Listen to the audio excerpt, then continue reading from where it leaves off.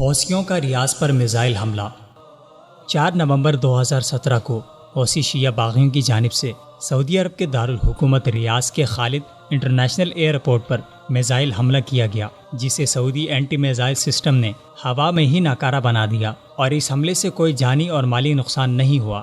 یمن میں برسر پیکار مسلح شیعہ حوثی باغیوں کی جانب سے کیا جانے والا یہ حملہ پہلا حملہ نہیں، اس سے قبل بھی سعودی عرب کی جانب میزائل داغے گئے جو حسب سابق ناکام ہوئے۔ اس سے قبل 30 اکتوبر کو ایک میزائل یمنی علاقے سعدہ میں گرا تھا، کیونکہ حوثی اسے سعودی عرب پر داغنے میں ناکام رہے۔ اسی طرح حوثی ملیشیا کی طرف سے اکتوبر کے وسط میں یمنی علاقے فجعتان سے داغا جانے والا میزائل بھی دارالحکومت صنعاء کے شمالی علاقے ذہبان میں جا گرا تھا، جبکہ اس میزائل کا نشانہ سعودی سرزمین تھی۔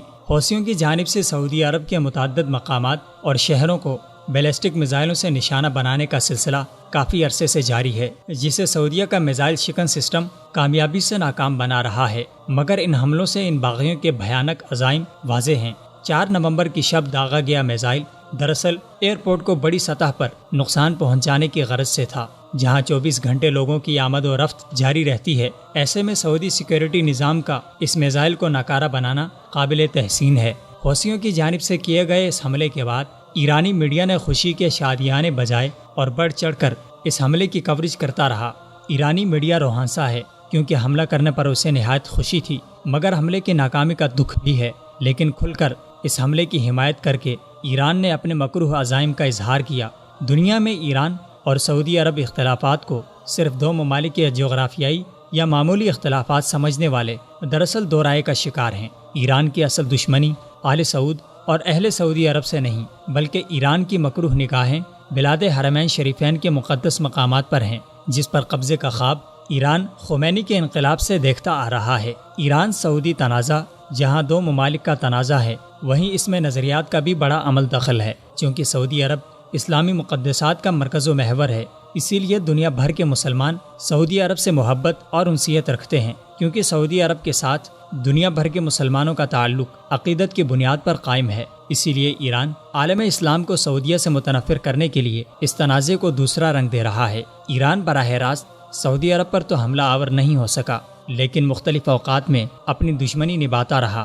حج کے مواقع پر اجتماع کو سیاسی رنگ دینے کی کوشش، کعبۃ اللہ پر قبضے کی ناکام کوشش، اور 2015 میں مینا کے مقام پر بھگدڑ مچا کر ہزاروں حاجیوں کو شہید کرنے کے واقعے میں بھی ایران کا ہی کردار تھا۔ اب ایران سعودی عرب کے ساتھ کھلی جنگ لڑنے کے لیے یمن کو اپنا راستہ بنا رہا ہے۔